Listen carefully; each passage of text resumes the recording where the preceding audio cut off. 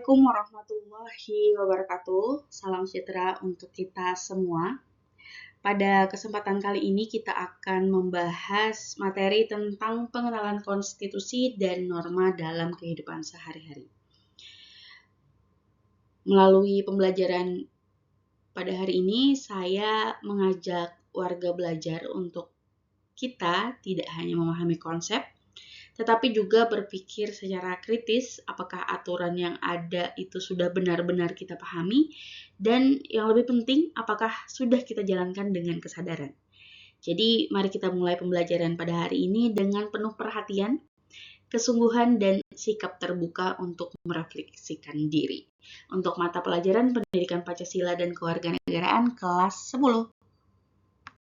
Baik, untuk tujuan pembelajaran kita pada hari ini yaitu warga belajar diharapkan mampu memahami apa itu konstitusi, kemudian diharapkan juga mampu memahami apa itu norma, serta mengaitkannya dengan kehidupan nyata yang kita jalani pada setiap harinya.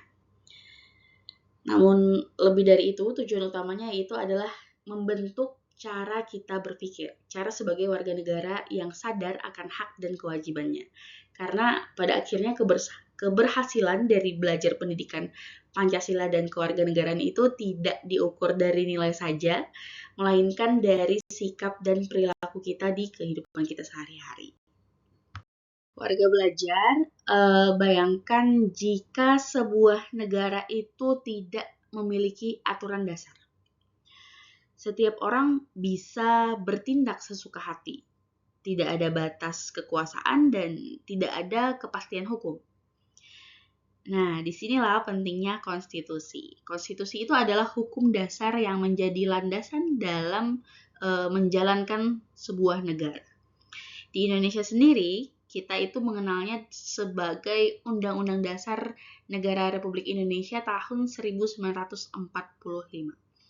Namun mari kita berpikir lebih dalam sedikit. Apakah konstitusi hanya berlaku bagi pemerintah atau mengikat kita sebagai warga negara?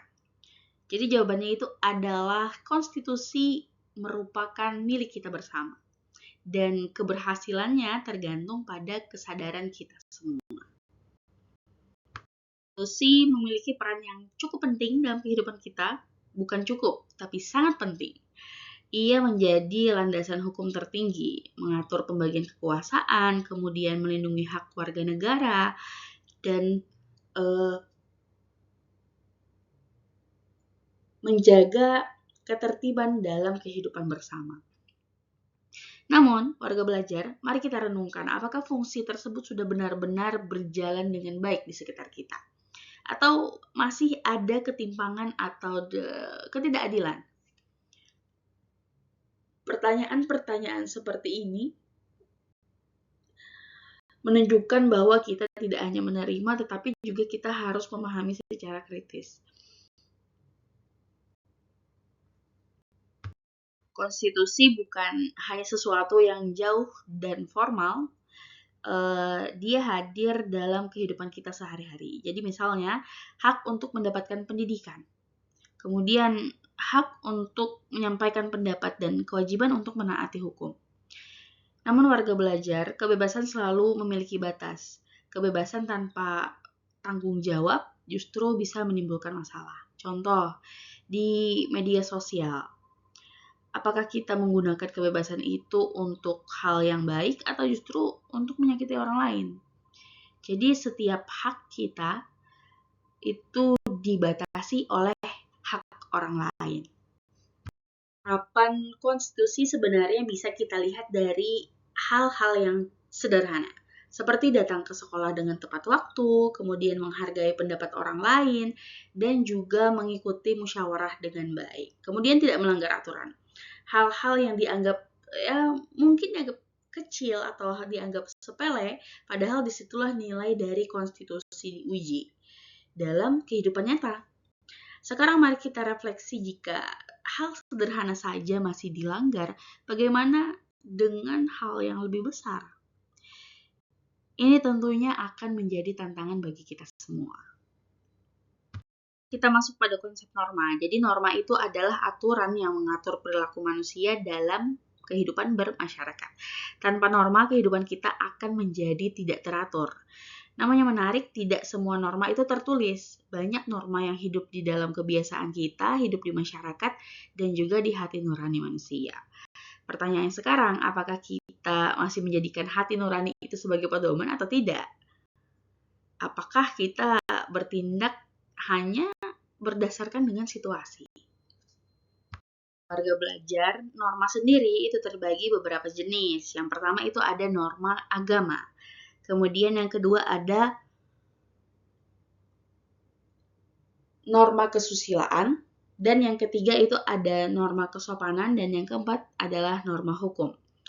Masing-masing itu memiliki fungsi yang berbeda. Namun semuanya bertujuan untuk menciptakan ketertiban dan juga keharmonisan.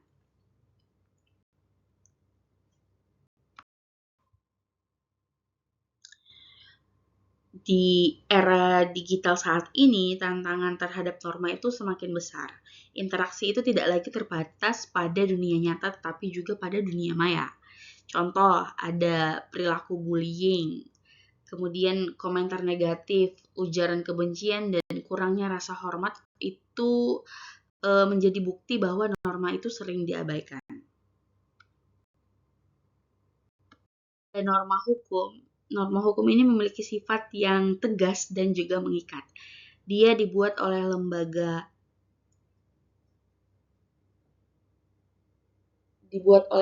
yang berwenang dan memiliki sanksi yang jelas. Contohnya adalah aturan lalu lintas. Nah, namun kenyataannya masih banyak pelanggaran yang terjadi. Karena hal ini menunjukkan bahwa kepatuhan itu tidak selalu berasal dari kesadaran, melainkan seringkali karena pengawasan. Padahal nilai sebenarnya adalah ketika kita tetap taat meskipun tidak diawasi. Iya kan? Nah, penerapan norma itu dapat kita lihat juga dari kehidupan kita sehari-hari, dari sikap kita di kehidupan kita sehari-hari.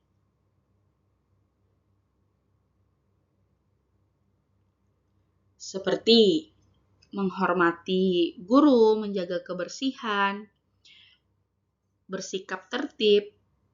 Namun warga belajar, mari kita renungkan kembali, apakah kesadaran itu telah tumbuh atau hanya takut karena adanya sanksi. Kesadaran itu adalah kunci yang utama. Tanpa kesadaran, aturan itu hanya akan menjadi beban bagi yang menjalaninya. Masuk pada kesimpulan, di mana konstitusi dan norma itu merupakan dua hal yang tidak dapat kita pisahkan. Konstitusi mengatur kehidupan bernegara, sementara norma itu mengatur kehidupan bermasyarakat. Keduanya bertujuan menciptakan ketertiban dan juga keharmonisan. Namun, keberhasilan semua itu tidak bergantung pada aturan semata saja, melainkan pada manusia yang nantinya akan menjalankannya. Oleh karena itu, perubahan besar itu dimulai dari langkah kecil kita.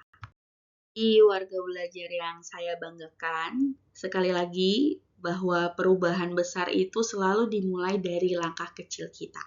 Dari diri kita sendiri, dari kebiasaan kita sehari-hari, dan keputusan sederhana yang kita ambil. Jadi mari kita mulai menjadi warga negara yang tidak hanya memahami aturan, tetapi juga menjalankan dengan penuh dengan kesadaran. Terima kasih atas perhatian warga belajar semua. Terima kasih telah menonton. Assalamualaikum warahmatullahi wabarakatuh. Sampai jumpa di pertemuan berikutnya.